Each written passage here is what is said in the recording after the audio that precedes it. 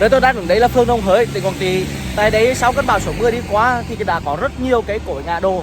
Cùng với đó thì máy tôn bay rất là nhiều ở đây đường.